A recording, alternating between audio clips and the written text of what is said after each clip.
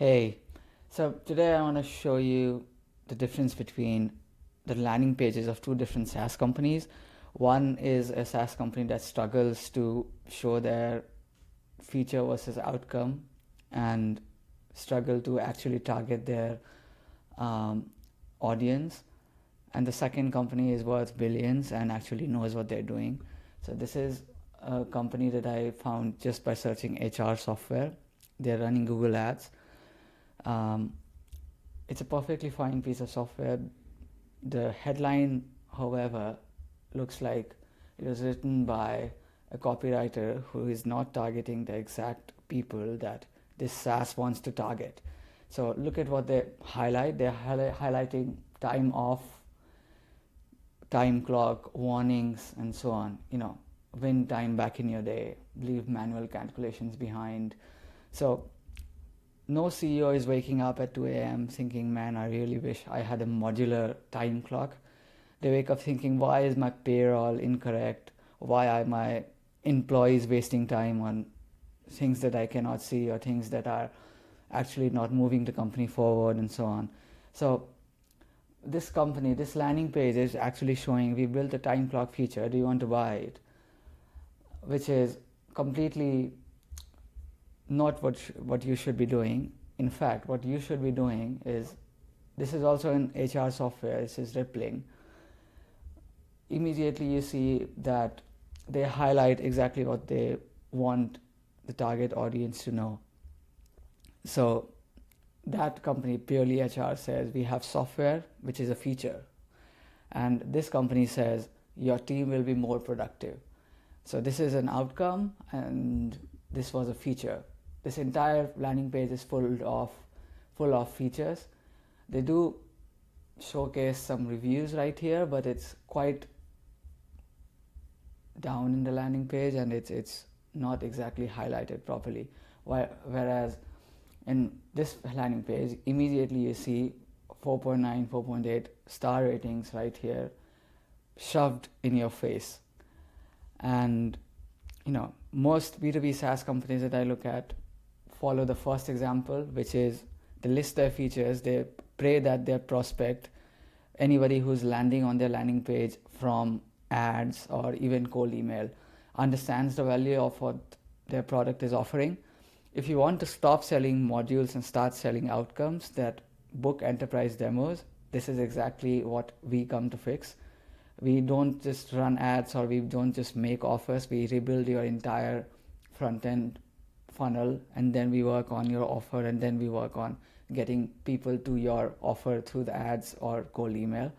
So landing page to nurture emails, all of that needs to be highlighting one single offer for your target audience in order to make sure that they understand what you're offering and they actually book a demo call with you. So you need to look like $1 billion company in order to attract the highest tier of prospects, the best value enterprise prospects. You should not look like a commodity tool. So this is how we build your funnel. And lastly, I wanted to highlight these two things. So the scary part about the difference between copywriting is that this is exactly what people make up their minds instantly about your company. So they look at your headline, they scroll a little bit down, and they immediately decide if they want to give you their email, their name, their phone number or not. So let's do the math. So when you lead your landing page with features like time clocks, you attract the user. You attract somebody like an HR admin. For this example, you attract somebody like an HR admin who will try to use the tool.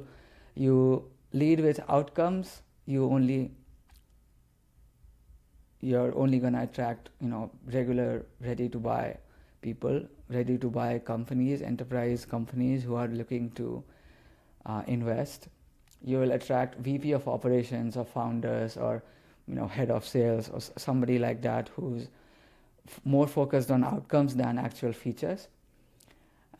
This is how your sales call also needs to be structured. The user, like an HR manager, that if they land on your landing page, they will ask about buttons, CSV exports, dark modes and so on. And then they will say it's too expensive. However, if your correct target audience, which is like a VP or a C-suite person, if they land on your page and you appropriately convey all of your outcomes, this will change your entire sales call. So they will ask about, if I pay you, I don't know, 20K, will you solve my 100K problem? The price will be irrelevant to them. The answer will be yes, based on the outcome that you're gonna be promising to them. So this is one of the reasons why so many SaaS founders actually tell me that our ads are bringing in bad leads. Your ads may be fine, but your landing page might be the cause of why your messaging is not matching across your ads and landing pages. So people do not actually know where they landed after clicking on your ad. So it's not your ad's fault, most probably. It's because your feature-based landing page is actively just filtering out the decision makers that you want to be targeting for your software company. You do not want to filter in the low budget users. You want enterprise contacts, so you need to lead with outcome-based copywriting. So this is what I wanted to discuss on today's video. I hope this was helpful. If you're actually tired of demo calls where low quality prospects and people who are not ready to buy actually try to price haggle with you, it's time to probably fix your funnel. So my company handles all of this building and improvement of your top end to bottom of the funnel, and we rebuild your landing pages, your ads, your email nurture systems. We handle your entire infrastructure and make sure that all of your messaging is consistent across every single aspect of whatever your target audience and your prospects actually end up seeing. So click the link below in this video, and if you want, let us help rebuild your entire funnel. Goodbye, and see you in the next video.